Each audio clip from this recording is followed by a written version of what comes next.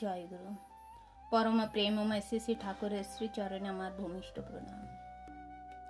ঠাকুর বলেছেন, দীক্ষা নিয়ে শিক্ষা ধরিস, আচর্যকে করে সার, আচরণে বোধ চরণে জ্ঞানের সাগর হয় না পার।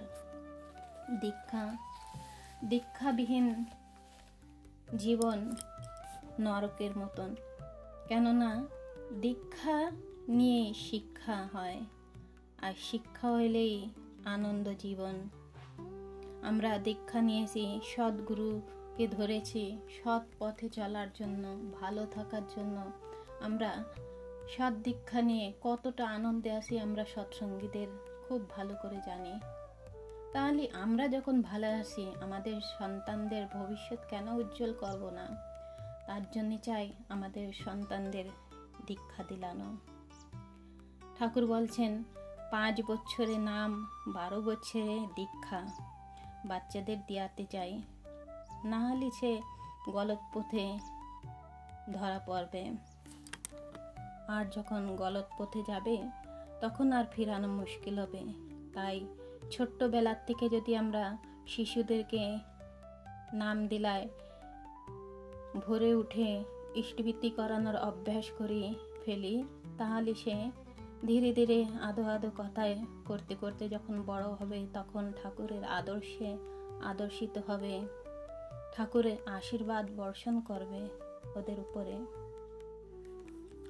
আর যেমন আমরা একটি গাছ লাগালে তাতে আমরা বেড়া দিলে কি হয়, ছাগলেতে সেই গাছটিকে খেতে পারে না।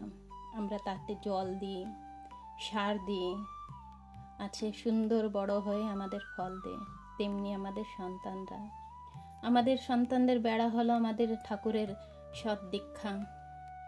আর এই যে দীক্ষা দেওয়ার পরে যে ইষ্টবৃত্তি, যজন যাজন ইষ্টবৃত্তি, এটা যদি ওদের ভিতরে আমরা ঢুকিয়ে দিতে পারি, এটা হলো বীজ।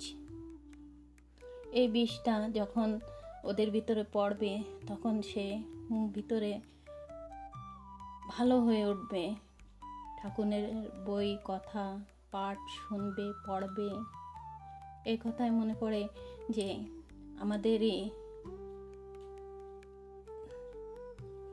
আমাদেরই কর্তব্য যে আমরা আমার ছোট্ট বাচ্চাদেরকে সকালবেলা উঠায় তার হাত মুখ ধোয়ায় ইষ্টবৃত্তি করানো, প্রার্থনা করানো, সন্ধেবেলায় নিয়ে সকলকে নিয়ে একসঙ্গে প্রার্থনা করলে সে এই অভ্যাসে অভ্যস্ত হয়ে যাবে, আর কখনো ভুলবে না।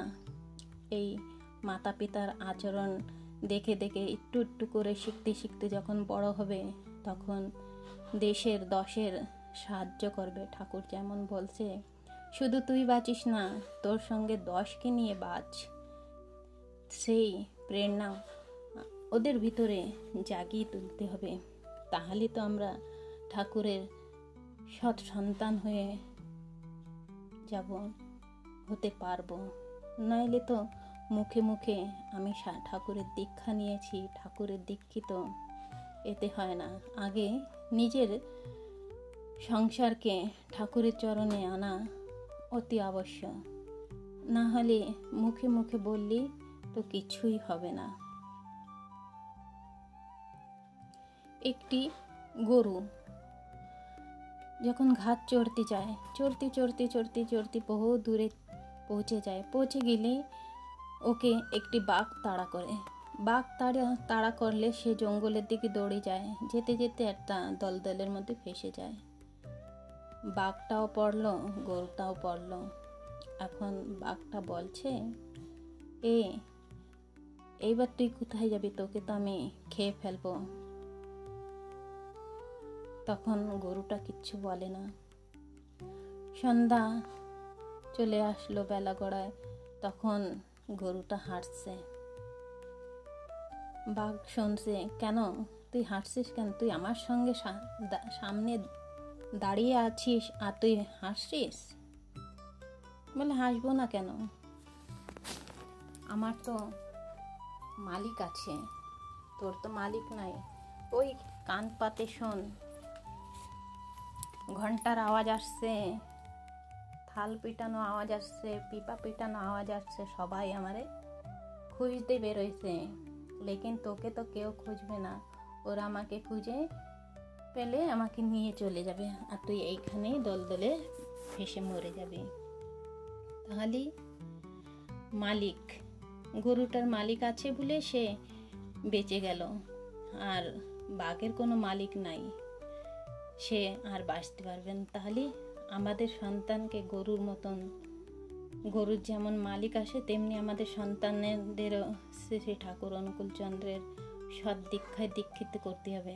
আমরা তো সবসময় থাকি না আমাদের বাচ্চাদের সঙ্গে, সে কোথায় যাচ্ছে, কার সঙ্গে মিলছে, স্কুলে যাচ্ছে,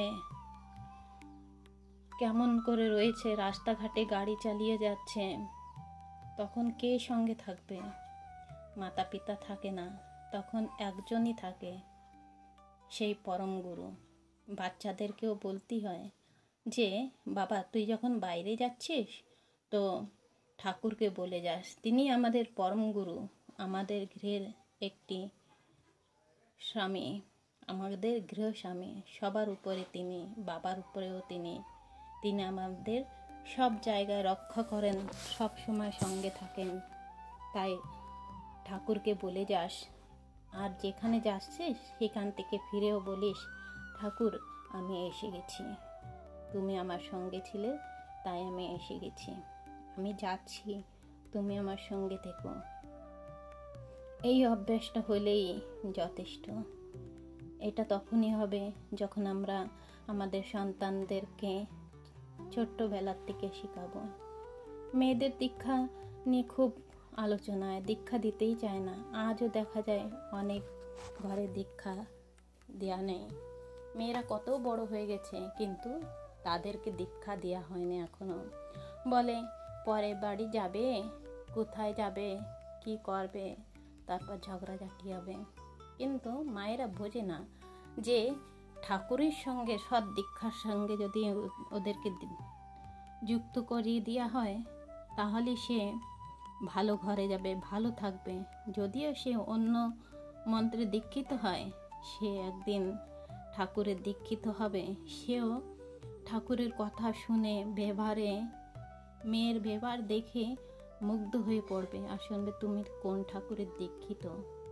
তাহলে আমরা কেন দীক্ষা দেব না? আর যদি আমাদের মাতা পিতা যদি ছোট্টবেলায় এই ভুলটা না করতো, ছোট্টবেলায় যদি আমাদের দীক্ষা দেয়া তো, আমাদের জীবনে কতই ভুল করেছি সেটা আর করতাম না। কেননা নারী নীতিতে স্পষ্টভাবে লেখা আছে মেয়েদের ভিতরে জন্য যে কি কেমন করে করতে হবে, সংসার কেমন করে করতে হবে, বিবাহের আগে কেমন চলতে হবে, কেমন চললে ভালো থাকবো, কেমন অবস্থায় কেমন করে চলতে হয়, সংসারকে কেমন করে গড়ে তুলতে হয়, সবটাই লেখা আছে। আগে যদি আমরা জানতাম তাহলে হয়তো এতটা কষ্ট হতো। অনেক সুখী আছি ঠাকুরকে নিয়ে। শুধু ওইটুকুই দুঃখ যে ছোট্টবেলায় আমাদের দীক্ষা দেওয়ানো হয় নাই। তাই বলি মায়েরা সবাই নিজে নিজে সন্তানের ছোট্টবেলার থেকে বেঁধে দাও, সৎ দীক্ষায় দীক্ষিত করে তাদের আদর্শের সঙ্গে যুক্ত করে তোলো। তাহলে ওদের জীবনটাও সুন্দর হয়ে ভরপুর হয়ে যাবে, আনন্দে মেতে থাকবে। আচার্যদেব বলে সবাই আনন্দে থাকবে। আর আনন্দ কোথায়? আমাদের ঠাকুরের দীক্ষায় দীক্ষিত হলে, ঠাকুরকে নিয়ে চললে, মাতোয়ারা হয়ে চললে কত সুন্দর বলছেন, সবাই আনন্দে থাকবে, সবাই আনন্দে থাকবো। পরিবারকে নিয়ে, সমাজকে নিয়ে, সকলকে নিয়ে। জয় গুরু।